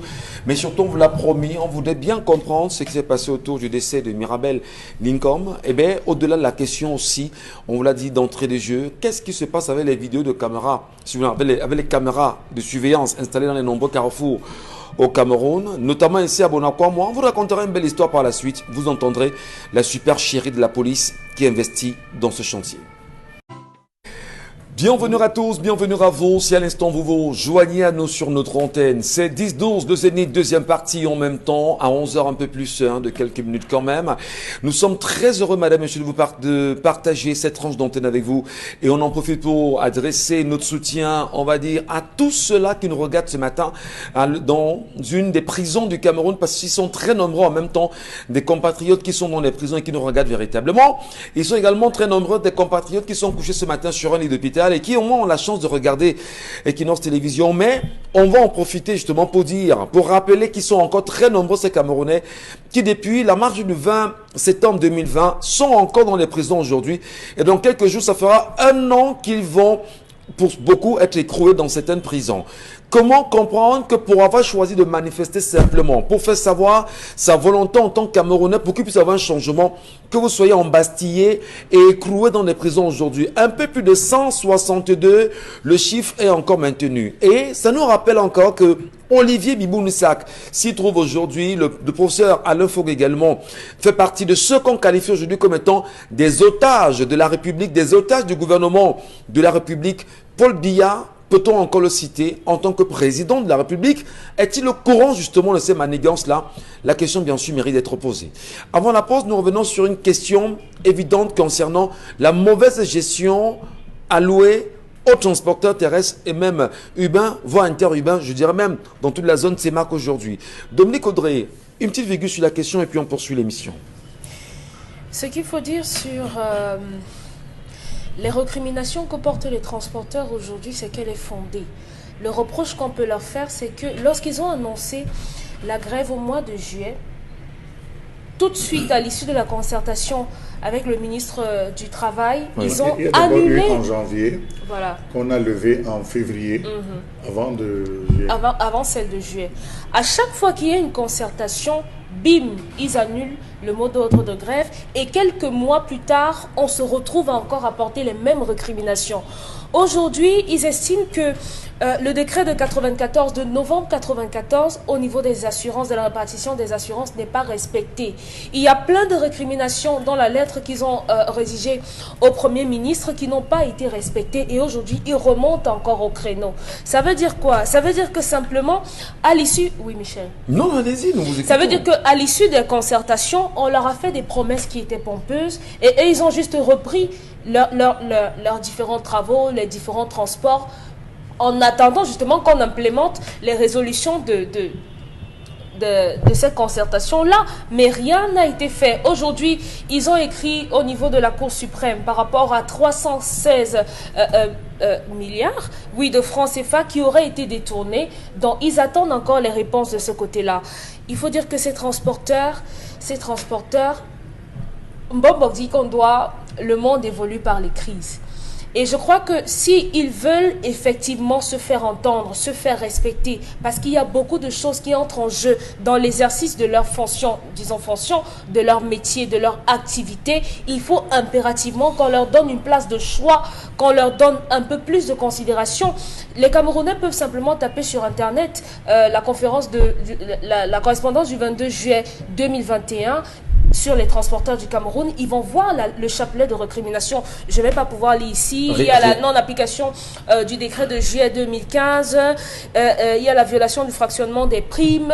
Il y a un certain nombre de récriminations que ces gens ramènent tous les jours sur la table. Donc, à côté de ça aussi, ils portent quelque chose contre le ministère des Transports qui serait complice de leur souffrance aujourd'hui. Donc, il faudrait que monsieur du Travail, le ministre du Travail et également avec le ministre des Transports fassent quelque chose à ce niveau-là pour qu'on ne se retrouve pas à avoir une prochaine grève qui est annoncée. Sauf s'il y a une grève qui est annoncée, il faudrait qu'ils tiennent jusqu'à ce que les choses changent. Alors, si elle doit tenir cette grève-là, Charles Melbachou, quel espoir pour ces transporteurs de voir, on va dire, la litanie des problèmes qui tiennent avec eux? Ils veulent le dire. Monsieur Michel Ngachou, il y a déjà 2 pôles qu'il faut voir. Le respect des différents articles, notamment les articles 162, monsieur Michel Ngachou, que j'énonçais tout à l'heure, qui abordait la question du cumul. Toutes les concertations finissent avec des expressions connues. On vous a compris. On va tabler dessus.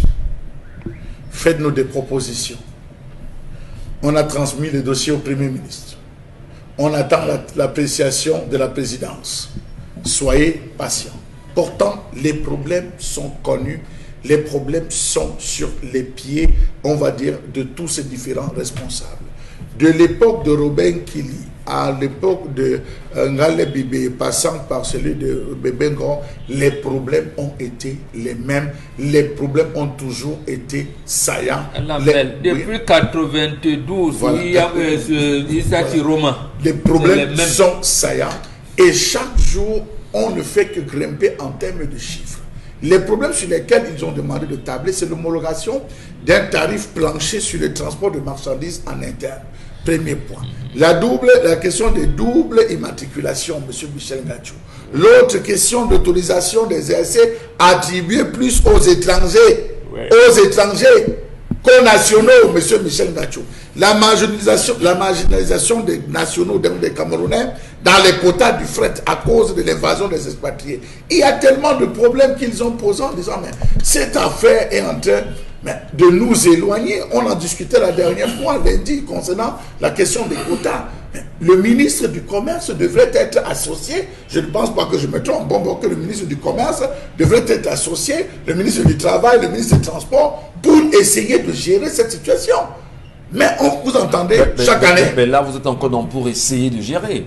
Pour gérer la situation. Pour gérer la situation. Donc, il faut associer... Les problèmes sont connus. Les problèmes sont connus, il faut associer... Il faut les dire. Dire que, bon, les Libanais produisaient, laissaient les Camerounais transporter. Le problème, c'est où? Voilà, c'est tout. Donc, le gouvernement, vous ne pouvez pas le faire au Gabon. Donc, on le disait ici, lorsqu'on abordait la question du riz, M. Michel Ngachou, que l'import-export est réservé aux nationaux, M. Ça va créer un incident diplomatique où... C'est réservé aux nationaux. Voilà autant de problèmes que les transporteurs posent. Avec ces multiples vignettes, il faut payer ceci, et par camion, et par voyage, payer cela. Vous vous rendez compte que ça asphyxie. Et chaque fois que les syndicats décident, on fait des requêtes, on cherche à rencontrer, il y a des blocages, M. Michel Ngachou. C'est-à-dire entre les transporteurs et le maillon de la chaîne qui est la tutelle, le ministère des Transports, vous avez au moins 402 cadenas. Vous vous demandez comment faire pour les ouvrir toutes. Merci beaucoup, cher Lamine Bachou. Merci à vous, mesdames et messieurs. Restez les nôtres en même temps. Les nombreux messages de nos téléspectateurs que Isabelle, Carole, Zoupette prendra bien sûr la peine de nous les lire. Merci également à ceux-là qui nous regardent ce matin sur Equinox TV. Ils sont sur Facebook et nous laissent d'ailleurs là-bas pas mal de jolis messages. Isabelle, qu'est-ce qu'on se dit ce matin?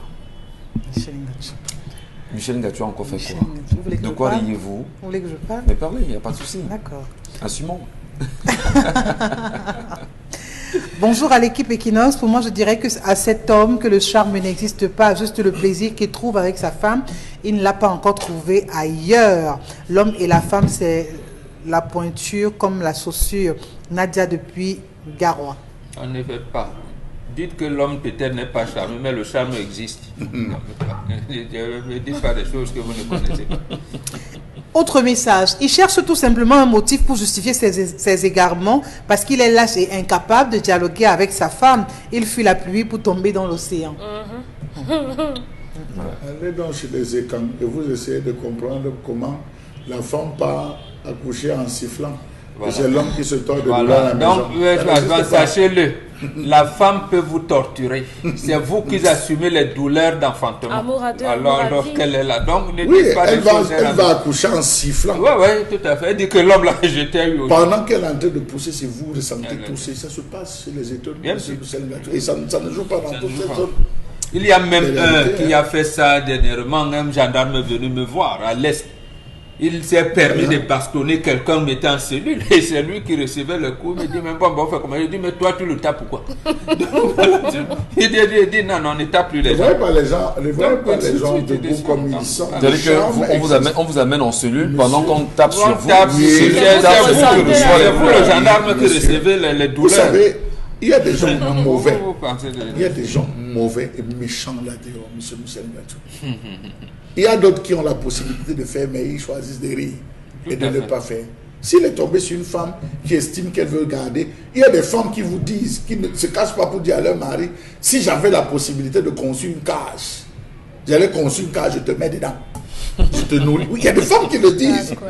C'est pas la colère. Non, c'est pas la colère. Et s'il connaît donc cette technique-là, pour faire en sorte que son mari et soit morte quand ils sont...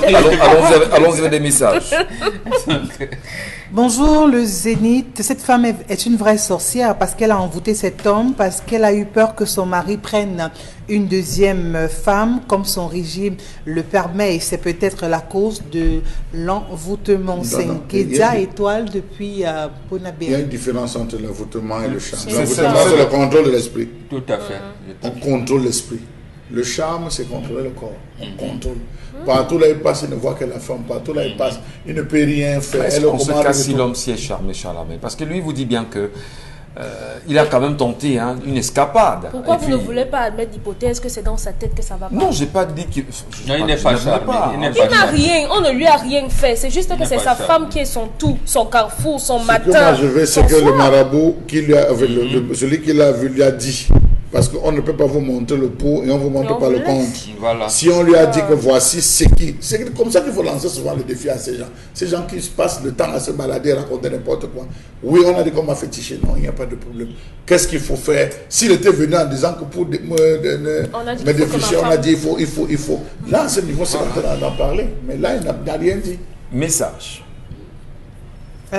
Autre message, bonjour à vous sur le plateau. Je pense tout simplement que dans ce couple, il y a absence de communication et c'est pourquoi l'homme aujourd'hui se retrouve dans ce genre de situation. Forcément, il est du genre à ne pas parler avec son épouse et celle-ci, pour se venger, s'est dit c'est mon mari, ça veut dire que j'ai le pouvoir sur son sexe. Une femme peut, en fonction du comportement de son mari, décider de le féticher ou pas. Ça fait peur ça fait peur ça quand même. Est-ce qu'une femme devrait le faire? Moi, je pose la question. En fonction du comportement du mari. Est-ce qu'on a vraiment besoin de ça? C'est de la faiblesse. Il suffit d'être une bonne maîtresse. Il suffit d'être vraiment folle, si c'est sur le plan charnel, pour avoir un homme qui, au lieu de rester au travail, traîner pour boire, il va rentrer, vous retrouver. Il faut se réinventer. C'est la solution. C'est entre autres les solutions, puisque vous avez décidé que l'homme se constitue. L'homme, c'est ce qui va dans son ventre et ce qui le fait voyager. Donc, au moment où vous avez fini de remplir son ventre, vraiment, soyez déjanté. Lorsqu'il arrive le moment des galipettes, soyez déjantés parce que c'est ça justement qu'ils sortent chercher. Cet instant de folie, ce moment de folie. Vous pouvez bien le penser. On va organiser une conférence. On n'est pas toujours certain de ce qu'on va chercher. Vous savez, vous pouvez être déjanté, mais à un moment donné, vous manquez de douceur, vous manquez de... Gachou, si on est déjanté, on est doux. On peut manquer de douceur, on peut manquer justement de flexibilité, on peut manquer de candeur et on retrouve ça ailleurs en réalité. Vous voyez ce que je veux dire? Il faut mélanger tout ça. On ne peut pas être candide tous les jours. On ne peut pas être douce tous les jours. Les hommes ont besoin de sensations fortes. Certains. Wow. Monsieur Michel Gachou, vous savez, Dominique Audrey veut nous pousser à dire des choses. Vous avez des femmes qui attachent le bâton de manioc sur le pouce. Ouais. Sur le pouce? Sur le pouce. Le doigt? Non, je dis le gros orteil, si vous voulez, le gros orteil. D'accord. Moi, je voulais parler du gros orteil. Pendant que vous vous retrouvez à l'axe, votre épouse, lorsqu'elle finit d'attacher ça, elle découpe ça en morceaux. Elle s'arrange à jeter un peu dans chacune de vos pantalons, les poches de vos pantalons, de vos vestes. Vous voulez que je parle de plein de choses qu'on peut dire sur ce plateau concernant ces choses, comment on en vous voyez là, c'est plat, avec le soufre, avec le soufre. Aidez-nous, aidez les hommes qui nous regardent ce matin. Vous blaguez, vous savez parce que les femmes... Lorsqu'on vous dit il y a l'éducation au mariage, il y a nos coutumes qui sont supérieures à ce que vous croyez être évolué, vous blaguez. Vous blaguez. Lorsqu'une femme... D'abord, pour posséder un homme, il faut posséder son corps. Pour posséder le cœur de l'homme, il faut posséder son corps.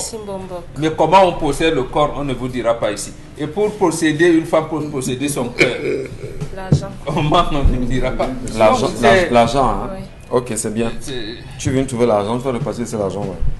On utilise d'abord avant de repartir. Allez, on va peut-être prendre des messages rapidement avant d'aller saluer nos annonceurs ce matin, surtout Institute for Hotel, Catering and Tourism Management qui nous retrouve encore ce matin. Isabelle Carole. Gaël Temgue, on n'a pas besoin de féticher son mari, ce sont les fausses femmes et les faux hommes qui font ce genre de choses. C'est assez stupide pour un couple de se retrouver dans de telles situations. Sachez que même en envoûtant ou en fétichant, cela ne résout pas le problème. Oui.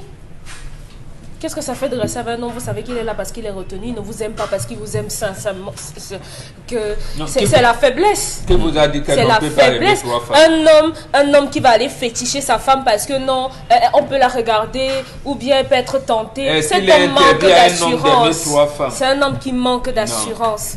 C'est la femme qui ne peut pas aimer 2 hommes. Parce qu'elle va poser le problème de comparaison. Oui. Ça veut dire que le cœur a lâché ici et s'accroche là-bas. Oui. Mais un homme peut légitimement aimer 2, 3 femmes, 4 femmes. De quoi sont faits le cœur des hommes? Non, justement, si on étudie ce qu'on appelle la théorie des structures dissipatives, on va comprendre. C'est ce qu'on appelle IA plérogine. Vous pouvez. Les théories. Non, justement, ça existe en science. Quand vous parlez de... J'ai pris des exemples tout à l'heure de photosynthèse. Oui. Si on ne vous disait pas que le soleil influe sur la nature, la végétation et tout, on n'aurait pas compris. C'est la même théorie des structures dissipatives. Vous pouvez regarder ça même sur Google. Tapez seulement théorie des structures dissipatives. Okay. Merci beaucoup, Il y a Prigogine. Vous verrez. Merci beaucoup, Bon Bengan, madame, monsieur. Dans un instant, nous serons avec madame Chia Odette, Dean and Study Manager à Institute for Hotel Catering and Tourism Management ce matin. Institute for revue des réseaux sociaux avec Isabelle Carozopette. Que nous réserve la toile, Isabelle? La toile, bien sûr, parle de cette nomination par le chef de l'État et qui dit bien, Paul Biya nomme un officier décédé. C'est incroyable, mais c'est vrai pourtant. Ouais. Et l'image n'a pas manqué de faire le tour de la toile et des commentaires. Vraiment, je vous épargne du contenu parce que là, on est tenté de toucher le fond. Dans tous les cas, on va donc dire que le chef de l'État a procédé ces jours à des nominations au ministère donc, de la Défense. Sauf justement qu'il a nommé une personne déjà décédée. Il s'agit donc du capitaine Koplon Amunkou Casimir. Comment se fait-il qu'on arrive à de telles situation? Est-ce que le chef de l'État n'était pas au courant de ce que vraiment ce capitaine est d'ores et déjà décédé? Que s'est-il passé? Autant de questions qu'on est quand même tenté de se poser, parce que si vous décidez de nommer des personnes, vous vous rassurez au moins de ce que ces personnes soient encore en vie, soient encore aptes à pouvoir servir et encore toutes les capacités nécessaires pour répondre aux attentes. Mais de là à nommer quelqu'un qui soit décédé, les internautes se posent pas mal de questions. Et ça fait bien sûr parler plus d'un sur les réseaux sociaux, mesdames et messieurs. Depuis, on va dire 48 heures environ, la toile s'agite et demande au président de la République comment se fait-il qu'il ait choisi de nommer quelqu'un qui soit décédé. Et d'ailleurs, chef d'état-major d'un bataillon, quelque chose comme ça. Hein, je l'ai dit. Mais il faut dire qu'on a eu une sortie du ministère de la Défense, M. Michel Ngachou, qui a essayé d'expliquer qu'on a fait rentrer le communiqué une semaine avant, juste après le retour du chef de l'État. On a fait rentrer ces dossiers, on a posé sur sa table alors qu'il était décédé le 22 août. Donc, c'est dire que bien avant cela, quand le chef de l'État n'était pas là, ça faisait partie déjà des dossiers qui avaient déjà été soumis. Monsieur Michel, est-ce qu'il n'y a pas de service qui rappellera au chef de l'État quand même qu'il y a un décédé? Vous pouvez parler ressorti quand c'est déjà entré. Non, mais comment ce sont des personnes qui travaillent sur ces dossiers. Donc, vous ne pouvez pas expliquer que quelqu'un soit décédé et qu'on vienne après dire qu'ok, d'accord, non. Le dossier est entré, si le dossier est entré sur le chef de l'État à un moment donné, Charles Hamel, et qu'il y a eu... Je vous rends compte des explications du ministère de la Défense qui atteste que c'est une semaine que c'est rentré dans le bureau du chef de l'État une semaine après son arrivée. Donc ça veut dire qu'il est décédé le 22 août.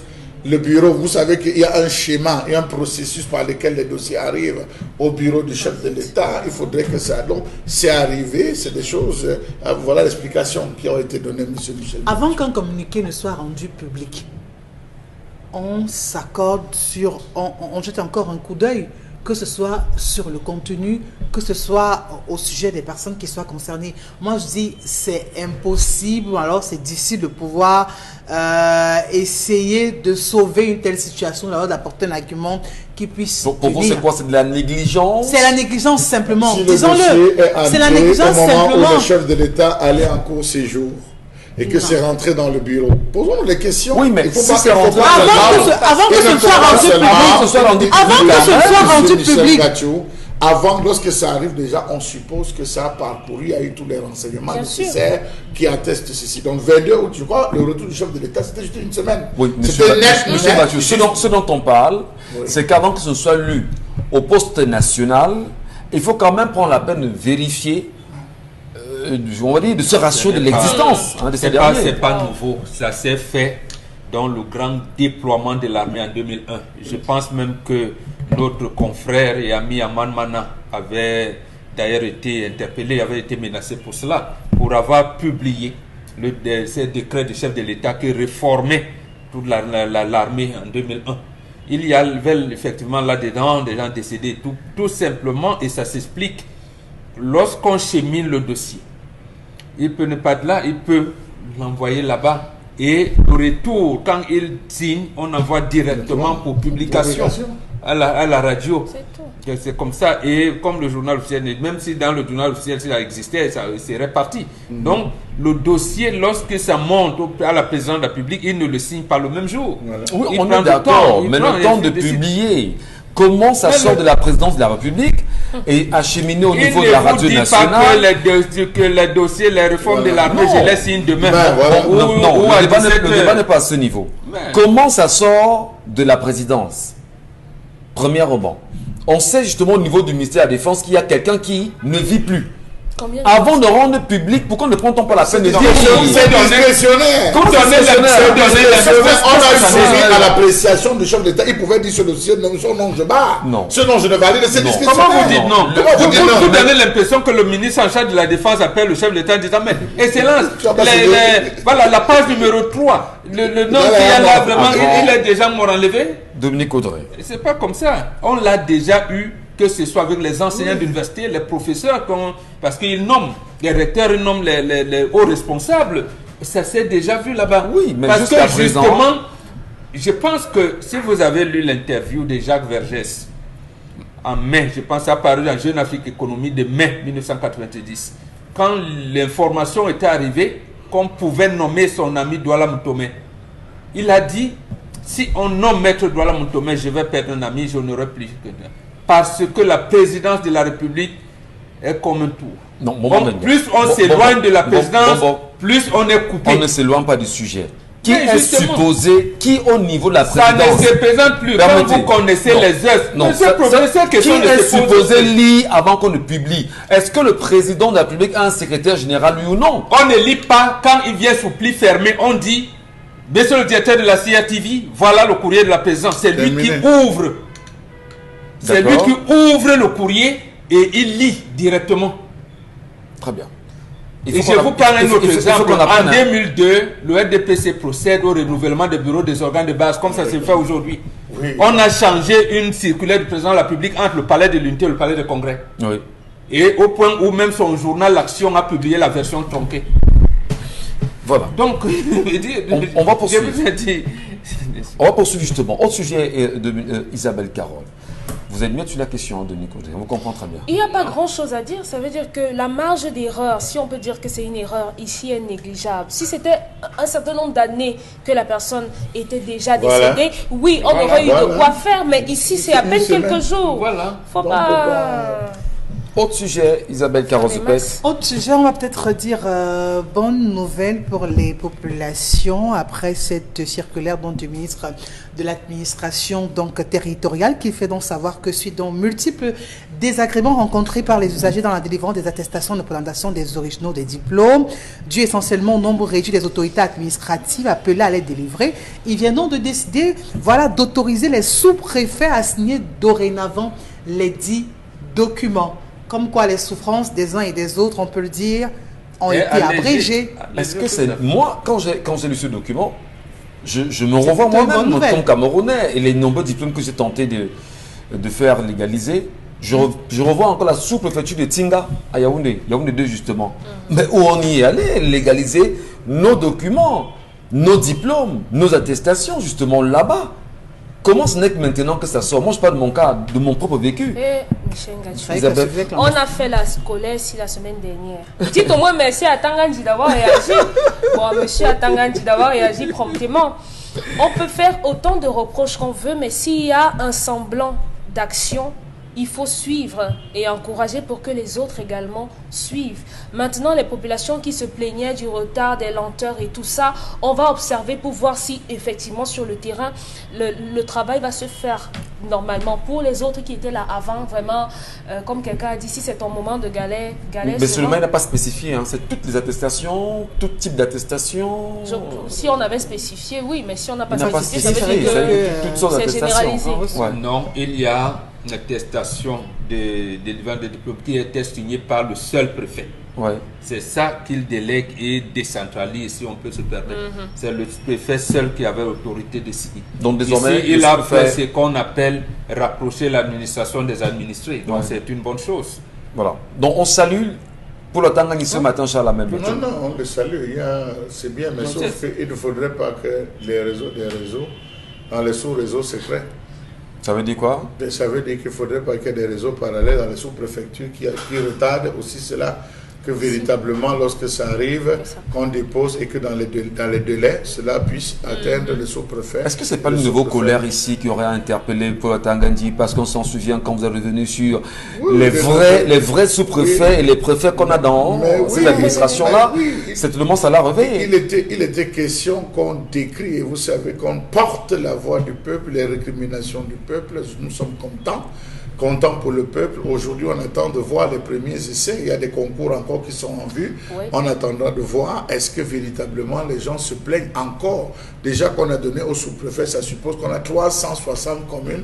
Les 360 communes, si vous avez le choix, soit vous partez à Douala 5, ça ne donne pas, vous pouvez courir à Douala 3. Donc vous avez la possibilité dans les sites de pouvoir faire signer et d'être tranquille, monsieur Michel Ngachou. Autre sujet, Isabelle Carozopette. Autre sujet, je vous l'ai dit que c'est devenu comme un effet de mode, ou alors on ne sait décidément pas ce qui se passe, mais je crois qu'il est peut-être temps de pouvoir mettre encore ces points sur les i pour ne plus voir ce genre d'images défiler sur les réseaux sociaux. Il y en a qui se prennent plaisir à filmer ces hommes en tenue avec ces civils qui se livrent justement à des actes d'un autre genre, du moins qui les discréditent, qui les dévalorisent ici, qui remettent aussi en question ou encore en cause la moralité de ces civils ou encore de ces hommes en tenue. Vous voyez là comment il est traité, ce policier qui est porté par ce civil. Il y a des personnes qui regardent tout autour. C'est pour dire quoi? Qu'ils acquiescent, qu'ils sont d'accord avec le civil quand il se comporte de la sorte, quand il se permet de pouvoir traiter un homme en tenue qui est plutôt là pour le protéger de cette façon.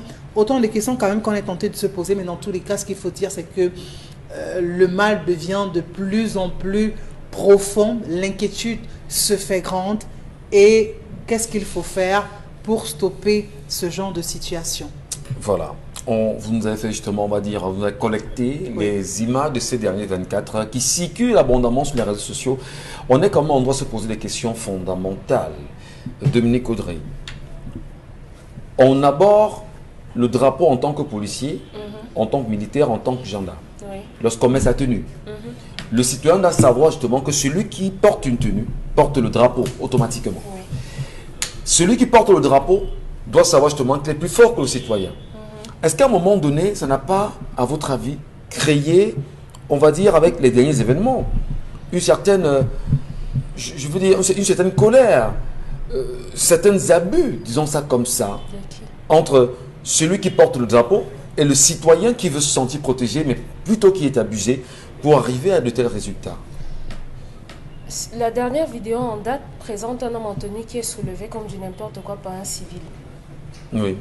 Donc, votre formulation, vous dites que le civil est abusé par l'homme en tenue. Je crois que non.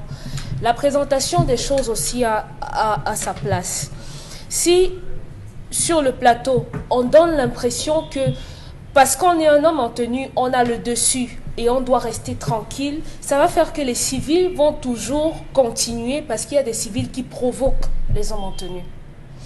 Comme malheureusement, il y a des hommes en tenue également qui se servent de leur apparat de travail pour pouvoir faire un certain nombre de choses parce qu'ils se disent être intouchables. Moi, je vois, en dépit des tenues ou des civils, je vois simplement des humains qui ont du mal à se contenir.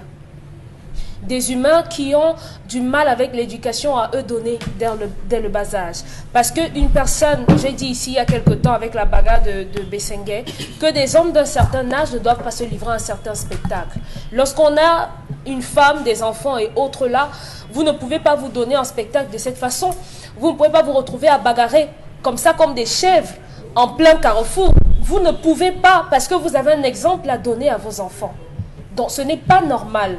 La tête des forces de l'ordre, peut-être il faut convoquer des séminaires, convoquer une réunion, peut-être penser à des sanctions pour leur dire que la prochaine personne en tenue qui va se livrer à un tel spectacle, peut-être on l'envoie en prison, ou bien on lui enlève la tenue, ou bien il va payer une amende, je ne sais pas trop quoi, pour dissuader les uns et les autres. Et si jamais, au grand jamais, on a un civil qui attaque un homme en tenue, eh ben, la réciproque doit également se faire appliquer. Peut-être on aura...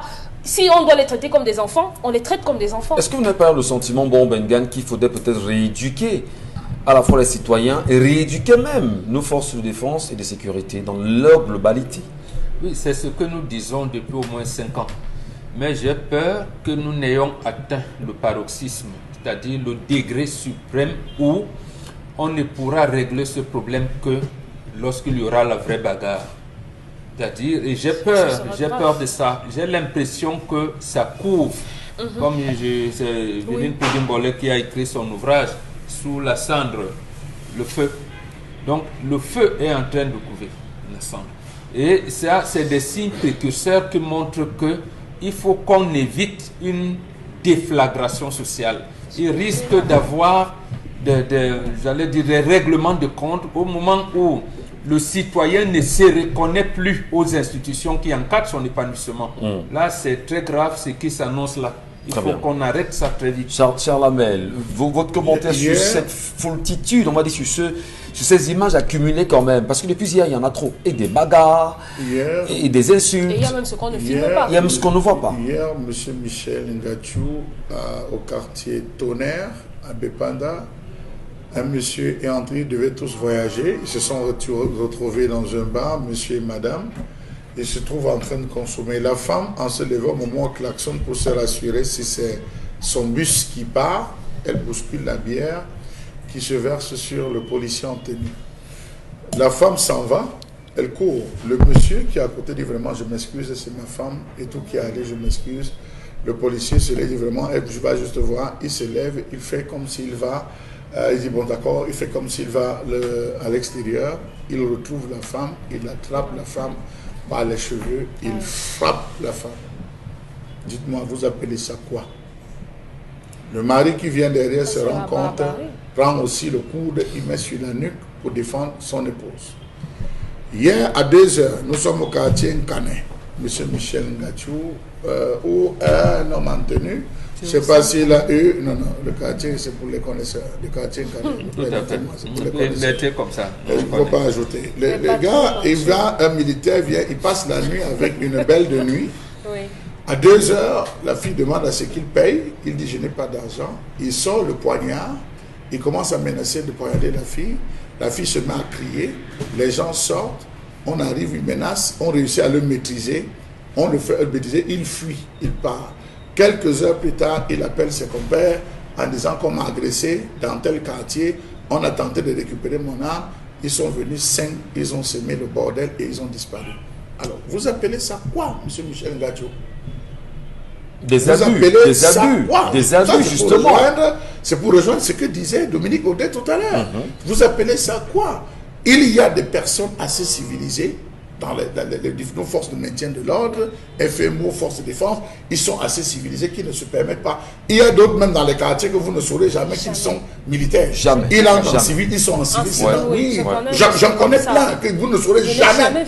J'ai dit, vous ne le verrez jamais, il est là comme ça. Tranquille. Même lorsqu'il prend sa tête, vous ne pouvez même pas soupçonner, monsieur. Si les enfants ne le disent pas, qu'il se retrouve à ce niveau. Mais vous avez d'autres qui se cachent derrière le corps pour faire des abus de toutes sortes. Ce sont eux, je déplore que l'antenne s'émile, M. Michel Ngachou.